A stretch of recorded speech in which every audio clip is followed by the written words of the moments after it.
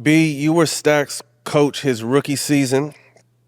And from what I've heard over the years, there was a little bit of funk at some point. What was the what was the? I mean, we're here on all the smoke, and y'all are good now. But what was the? I'm gonna start with you, Jack. What was the disconnection you think with coach at some point your rookie year? Well, for me, first, if I said anything, Byron, in the past that offended you, I apologize. But I've grown up. I'm a man now. But at the time, I was hurt because I had just came back out the rookie All-Star game, and I had just fought to get into the league, for 3-4 years, going through overseas and stuff. And when I came back from All-Star, I just didn't play. And I never understood why. We never had a conversation about it. I never understood why. And, not understanding and being a young guy that was working to get to the NBA, then I make the rookie All-Star game when I first get in. Now I come back and I'm just not playing from starting. Like, I didn't know what to think. I'm young. So for a long time, I held some hate for you because I felt like, damn, I never got an explanation. Like when he gave me the opportunity, like I praised him because he's giving me a chance to start my first game in the NBA. Like I started that game, and how I showed you that I appreciated that. You know what I'm saying? But then to not play when I came back, I never understood why, and I never got a chance to ask you why. And kind of like what you just said, Jack. Anything I did back in those days, I apologize as well because I've grown up and I was a head coach. You know what I'm saying? And Jack, this is how this whole thing started from the get-go, just how he made the team. We had open runs. My first year as coaching Jersey, right? How old are you at this point? 36. I wasn't supposed to be there. Yeah, exactly. I'm 36. I'm young, right? Yeah, bro. I'm young. I still got player mentality. Right. You know what I'm saying? Right. Right. So we got open runs, and I don't know if Jack remember Ed Stefanski. Ed Stefanski. Ed Stefanski, right? After 2 days, I said, Ed, who the hell is that? He said, oh, that's Steven Jackson. I said, where he come from? But I wasn't even supposed to be there. I wasn't supposed to be there. I never seen him. He wasn't supposed to be at the runs. The list of names I had, his name wasn't on there. So I'm like, well, where the hell did he come from? He said, oh, well, he came out of high school. It didn't work out. I think Phoenix or somebody. I got so drafted. He went overseas. And so I said, well, invite him back. He keeps coming back. I said, man, we got to bring him to camp. He was like, you serious? I said, hell yeah, bring him to camp.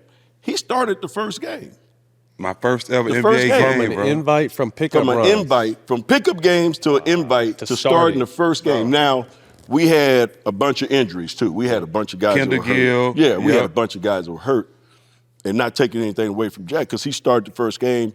And once we came back from the All-Star break, those guys started getting healthy. Johnny Newman. Yeah. And see, but as a youngster, I didn't understand that. And you know what? You know what I'm saying? As a young coach, what I should have done. Explain it. Exactly. What I should have done, Jack, is took you to the side after the All-Star break and said, look, you've done a hell of a job. You've been playing extremely well, but I got to see these guys play. Because when I was a vet, I understood it. You know what I'm saying? I got to make changes. I got to figure out who's going to be here the next year and who's not. Especially because those guys are making money too. And they're making money. You're on a rookie. And we had Jim McIlvain too. Yeah, we had so many guys. Right? So, and it wasn't that Rod Thorne, who was our president of basketball operations, told me you got to play these guys. I just knew I had to play. I got to see what we got for next year. Yeah. I got to see who I got to get the hell out of here. Yeah.